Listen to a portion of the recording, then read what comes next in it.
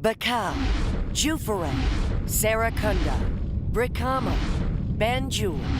These are some of the places that you'll find in the Gambia, West Africa.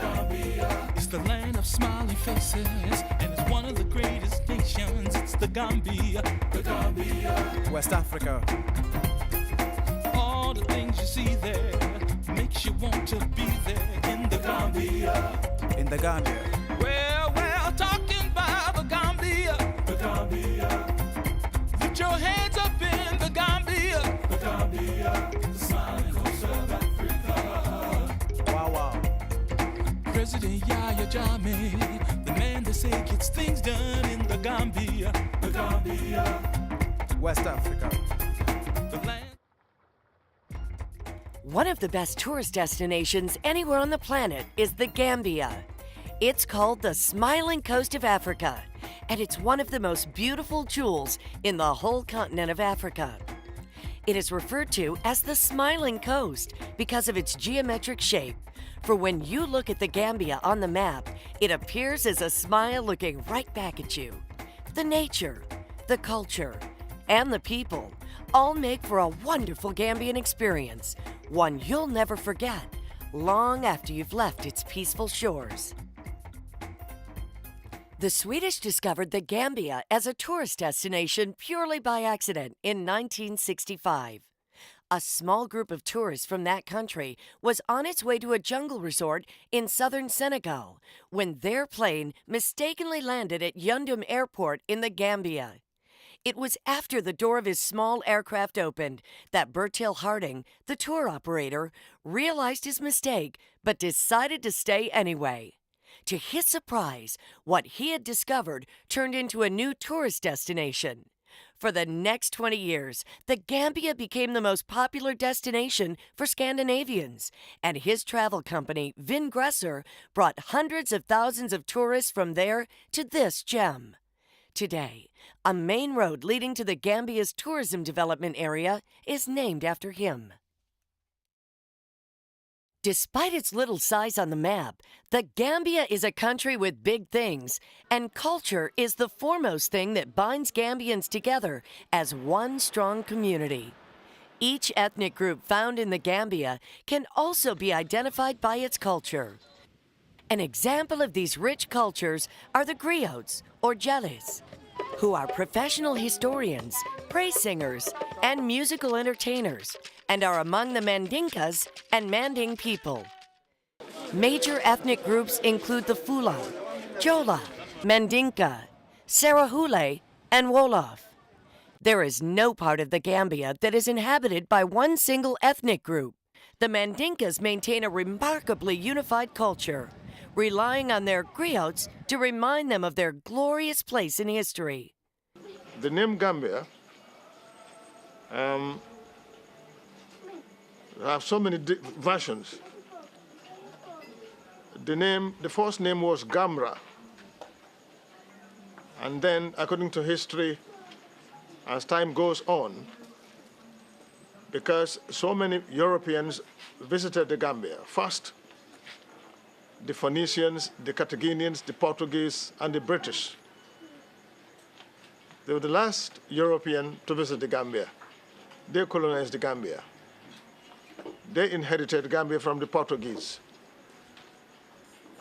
There are still certain buildings in the Gambia, especially Banjul, that were built by the Portuguese.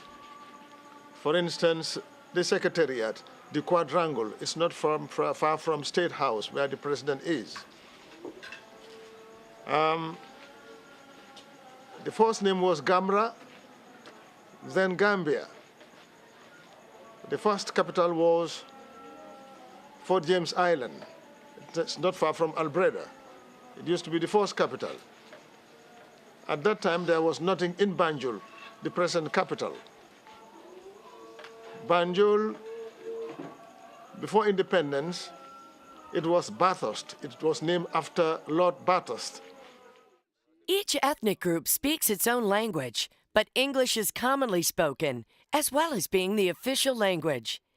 It is also common for someone to speak between 2 to 4 of the local language. The most striking feature of the Gambia national culture is its ethnic diversity, with all of the ethnic groups making significant contributions to the country's social and economic history. This is what Gambians call the Gambian identity, bringing a common understanding and purpose and taking precedence over ethnic allegiances. The Gambian people and the River Gambia. Named after the River Gambia, which flows through its length from east to west for 300 miles. The Gambia is Africa's smallest country. It has a population of about 1.5 million people within a narrow belt extending from both sides of the River Gambia. The population is predominantly Muslim, with Christians of different denominations, including Anglicans, Methodists, and Roman Catholics. Friday is one of the holiest days on the Muslim calendar, and Muslims can be seen gathered in rows facing the east to observe the Friday noon prayers. There is, however, no fanaticism, and great understanding prevails between the religious and the ethnic groups, which is one of the reasons why the Gambia is one of the greatest places to live, with people from various faiths living together in harmony and celebrating each other's religious holidays. The Gambia meshes deeply with natural African customs, cultural motifs, and traditions. Known for its hospitality and being one of the most stable countries in Africa, the Gambia is home for a large immigrant community and refugees, mainly from various West African countries, India and Lebanon. In the past, the river's fame lay in the fact that, for sailing vessels, it was navigable at least as far as the country's eastern boundary. It is one of the finest waterways in West Africa. More recently, it has become the target for government development plans, including an extension to the port of Banjul, fisheries development, hydrological surveys, and a rice development project. In addition to ferries, ships, and cutters loaded with groundnuts, the country's main export crop can be seen plying up and down the river, and dugout canoes used by fishermen are also a common sight. Their existence, however, does not diminish the scene of tranquil beauty of the great river flowing majestically westward into the Atlantic Ocean. Favorite tourist destinations in the Gambia. Though the country is one of the smallest countries in Africa, it has a lot to offer and many interesting places to visit. Banjul, the capital city of the Gambia, is an island on the tip of a peninsula at the mouth of the River Gambia. The center of town is the July 22nd Square, formerly McCarthy Square, a public park, with Albert Market to the east and the deep water port with its wharves and jetties to the south. The nearby towns of Bakau, Fajara, and Serekunda are rapidly expanding. Only a few hotels are located in Banjul. The majority of hotels are located in Bakau and Fajara, alongside the Atlantic Ocean, with the world's most beautiful sandy beaches. Visitors won't want to miss Albert Market with its colors, music, fabrics, and crafts. Popular souvenirs include batik, gold and silver filigree jewelry, wood carvings, and leather goods. Tailors can quickly make clothes to order on the spot at bargain prices. The National Museum of Gambia on Independence Drive houses wooden carvings, old maps, and photos of the country. Arch 22, the city gate commemorating the Second Republic of the Gambia, has a museum, cafe, and great views of the area from the top. Day cruises through the mangrove creeks around Banjul are a popular excursion, with birds and monkeys spotted regularly along the tour. Yeah, we are happy to see this. We want everybody to know Gambia, and it's a peaceful country. Gambia is a very nice country, and the people are lovely. They need everybody to come over. Everybody is quite welcome to Gambia. Hence you come, you will also be like us, because we show you how we live. We show you the tradition, the moral, and the culture. You know. So we welcome everybody. All nationalities are welcome, especially the American people. Escaping the city, visitors to the Gambia will discover the nearby Abuko Nature Reserve, only 20 miles from the city center on the way to the Banjul International Airport. The reserve was established in 1977 to help protect and preserve the Gambia's flora and fauna for future generations. The reserve features diverse vegetation, over 200 species of birds, monkeys, hyenas, antelope, hippos, and crocodiles. Safaris can be arranged easily according to visitors' interests. Jufure, James Island, and Tendaba Camp.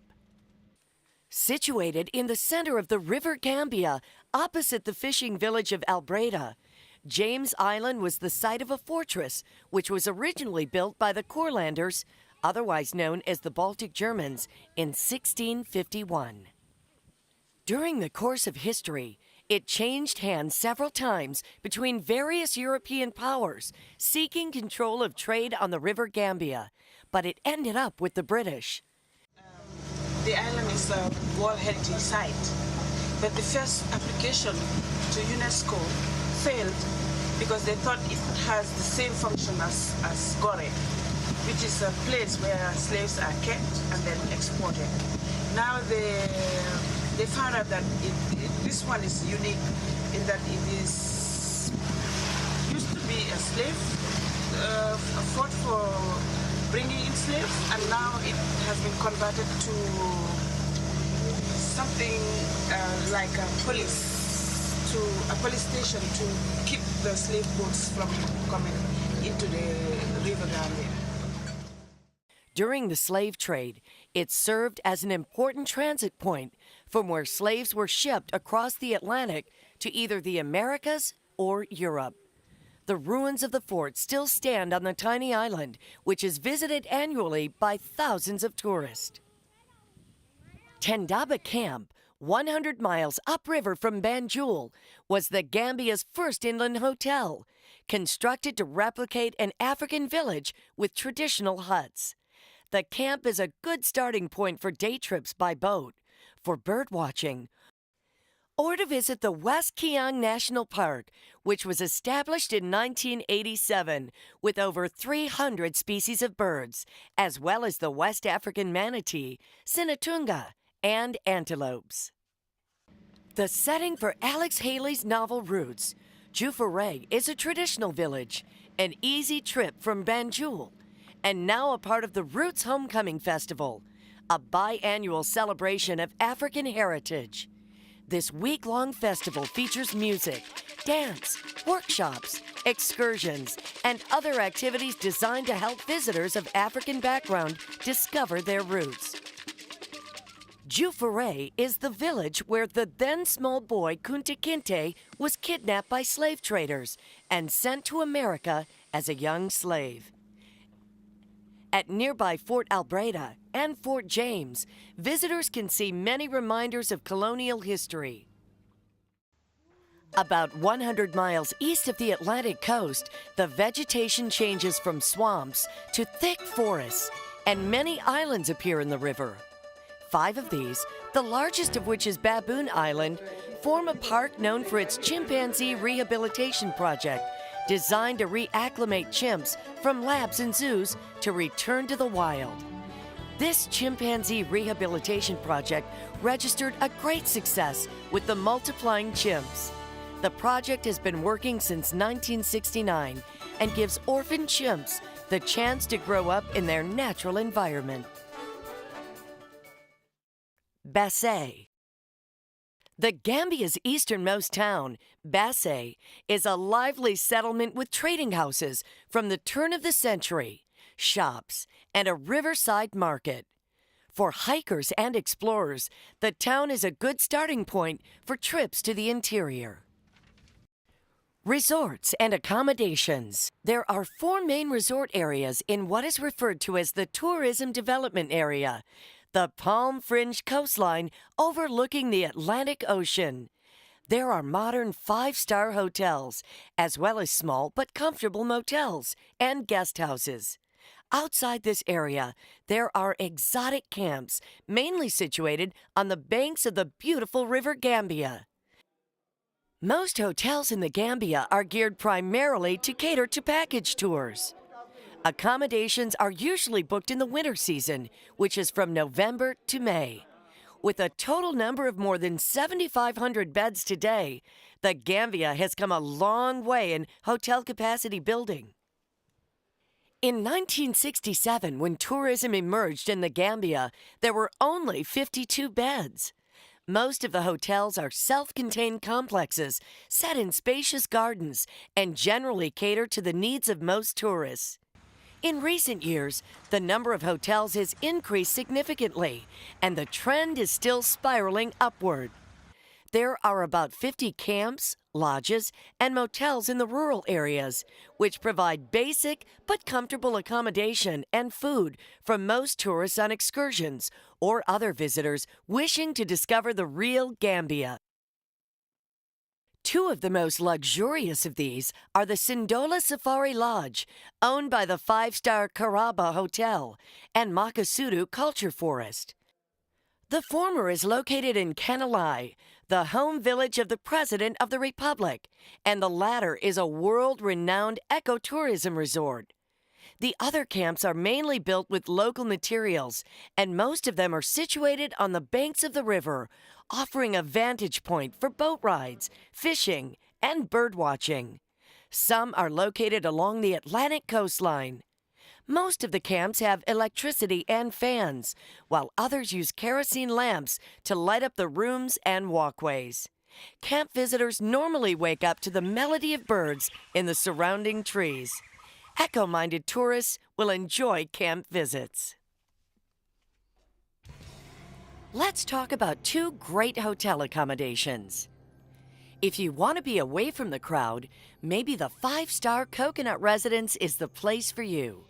Since its opening in 1998, the Coconut Residence has established a reputation of gracious hospitality, with an atmosphere of elegance and sophistication. Surrounded by lush tropical foliage, the Coconut Residence captures the beauty and peace of the Gambia, making it the perfect hideaway. Cobbled paths lead through the garden suites, private pool suites, and onward to the private villas. High ceiling rooms decorated in an eclectic style with bright yellow walls, with furnishings from Asia, India, and Morocco to complete the picture. The Coconut Residence was built 8 years ago, and over the years they've added on a couple of extensions as well, and just developed it a little bit more. It's owned and managed by a Moroccan Gambian and his partner, who are the developers of the Coconut Residence, the architects, the designers, and who are behind the ethos of Coconut Residence. Now, the Coconut Residence, really, the ethos of it is that you're not entering a hotel, you're entering somebody's residence, and guests are treated as if they're at home and are meant to really feel at home during their stay with us.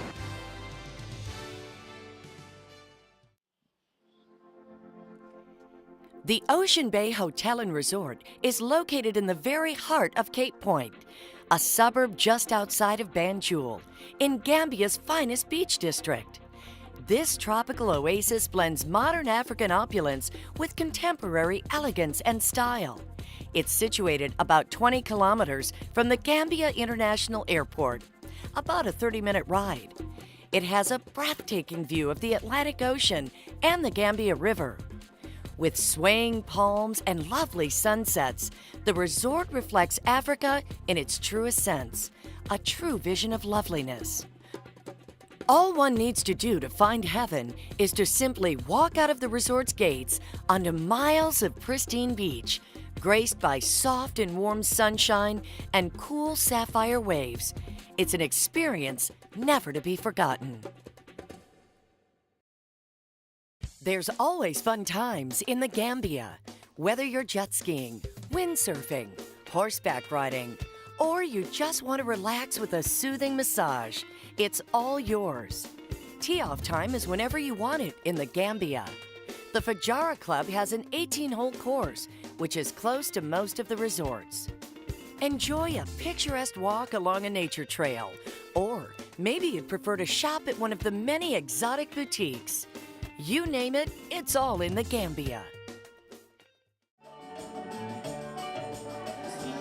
You'll enjoy nightlife in the Gambia, dancing at the clubs, or entertainment at the beach resort.